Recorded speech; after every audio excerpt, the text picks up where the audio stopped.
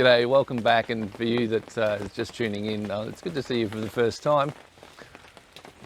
Hope you'll come back again. But this is an idea that I've been advocating for more than 20 years. Basically, my entire career as an environmental consultant, I've been talking about stuff like this, which would make things better for everyone. Better for the environment, better for the finance sector, better for industry, because it's more sustainable and it's more profitable. And stuff like this has been done in Europe and elsewhere around the world for decades and decades and decades. But it seems that we've finally turned a corner here in Australia, and it's happening now, and that's great. It's also great for what we're planning to do with the fish farm that we're trying to raise the capital for, because I think it's going to improve our chances of getting across the line. But anyway, what am I talking about? Oh, I'm sorry. The audio quality might be a bit rubbish because it's raining here. I'm in my little woodworking lean-to, and it can be a bit noisy when there's rain on the roof. But anyway, forgive me. It's worse inside the house, believe me. But anyway, what am I talking about? Well, the last week, a friend of mine who lives in the Latrobe Valley, where the farm is that we're raising the capital for, sent me photographs of this article, and he's very kindly sent me the hard copy. And it's about a barramundi facility that's going to be built in the Latrobe Valley.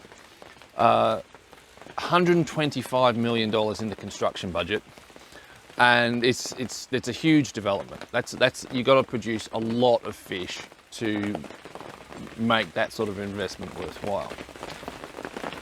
Now, if you know anything about fish, barramundi, you might be immediately saying, hang on, barramundi is a tropical species. Yes, it is.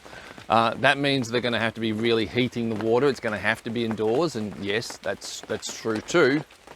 How can that be cost effective? Well, the way it's cost effective, and this is where it comes, this is the idea that I've been advocating for ever, is that they're going to be building the facility next to the biggest, what I think is the biggest paper mill in Victoria. And one of the waste products that this paper mill produces is waste heat. And so they're going to be utilising the waste heat from the paper mill to heat the water for the barramundi. Now, this is industrial ecology, where you put two different businesses together and you get synergies. And in this case, you use the waste heat from the paper mill to be a resource for the barramundi, because they need to heat the water. Now, sometimes this can be as simple as co-locating two operations, putting them next to each other. Other times, you integrate them so that you don't just use the waste from one to be a resource for the other, but there's a whole stack of other synergies that you can get by integrating the two operations. And that leads to less environmental footprint, but crucially, better profits through either efficiency gains, productivity gains, or often both. And this is the message that me and others like me have been trying to get across to industry and the finance sector and government, is that this sort of approach is not just better for the environment, it's much better for profits.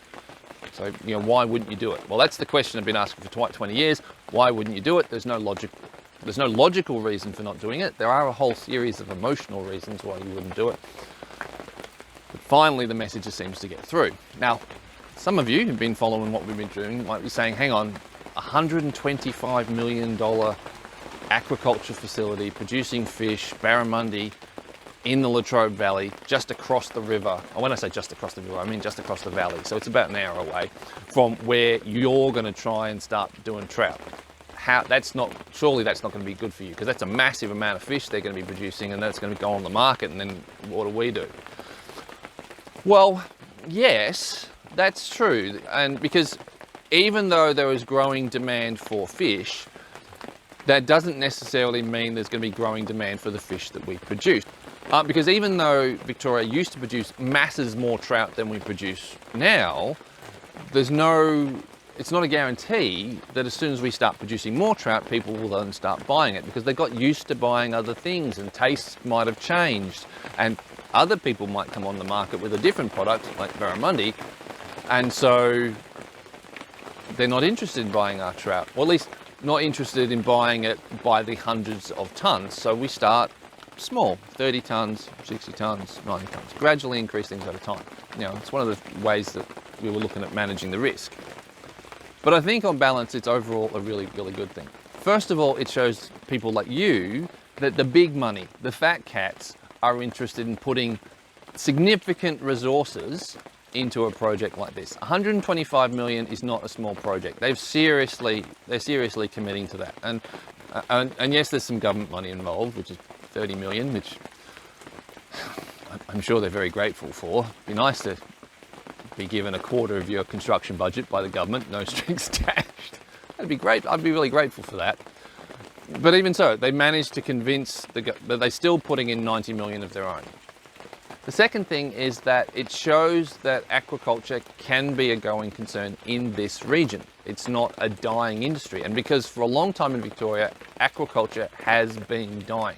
The trout industry, which used to kind of even today still does dominate the Victorian aquaculture industry, has been utterly gutted over the last 20 years basically by the drought and by climate change. And so overall, there's a lot of pessimism, and this really shows that aquaculture has a future. But one of the reasons I'm really not concerned about this operation is because all they're doing is integrating the paper mill and the barramundi facility. What do you think they're doing with all the waste? It's going into a wastewater treatment plant. Now, a recirculating facility like this can install massive amounts of technology and expend massive amounts of electricity to process their water so that they can basically reuse almost all their water. 98%, 99% recirculation. But that comes with a very large capital cost and a very large operating cost. So what's typical for recirculating facilities like this is that they do a steady replacement of their water and only minimally treat the water so that they can recirculate it. And so you're often looking at daily exchange rates of 10, 15, 20, even 30%. So that's a lot of water that they're going to have flowing through their system and then dumping out into the wastewater treatment facility on a daily basis. The second thing is that all the waste from the fish, all those incredible nitrogens and more particularly phosphorus and potassium, are being dumped. They're not being reutilized. And this would have been an incredible opportunity to co-locate greenhouse operations, or at worst, irrigation operations next to this facility so that all that water and all those nutrients could be used, but they haven't done that. And that, I think, is an incredible advantage for us, because we can at the same time point to that incredibly expensive, incredibly modern facility with a lot of jobs and a lot of profit being generated, and then say, if we do what we're doing on our farm to the same scale as that, not only will be there lots more jobs, but we'll even further reduce the environmental footprint of not just a paper mill, but of the fish production itself. And that's why I'm looking at this, and I'm really hoping that people like yourself, or you've been back here a few times and you've listened into a few of these things where I'm talking about how good this potential investment could be. Or you here that's here for the first time, you're maybe considering, what's this guy on about? Is that there is not just a whole stack of things that we can do that are better for the environment, but there's real money to be made here. And given the nature of the farm that we're currently negotiating on and raising the capital for, the potential is huge for relatively small people, like you and I, people who don't have millions and millions of dollars. But here, that we can make a difference and we can make some money doing it.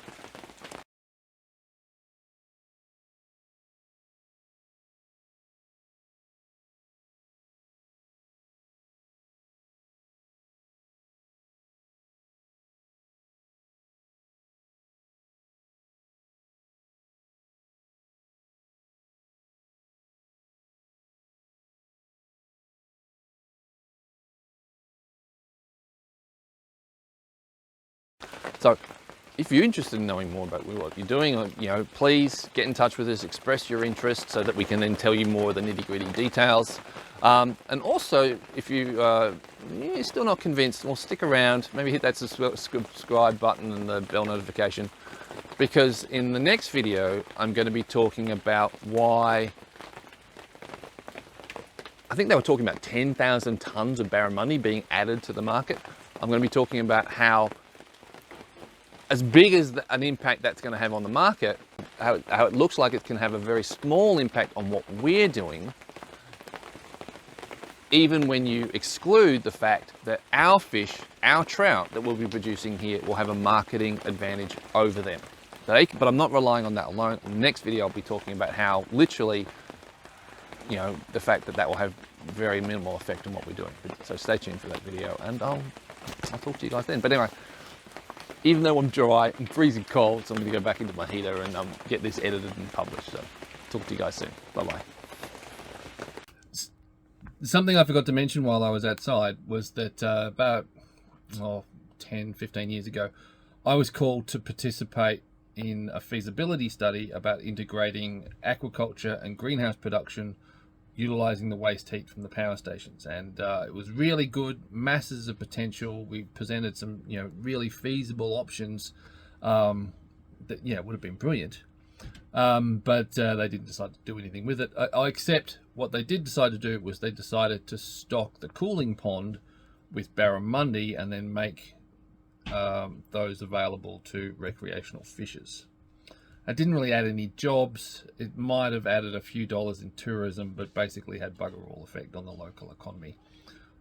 Whereas what we were talking about, and where's what this new facility is going to do, and our own operation, if we raise this capital to get it up and running, will have a long-lasting, sustainable impact. Because, the coal-fired power station's now been shut down, and all those barramundi have died off.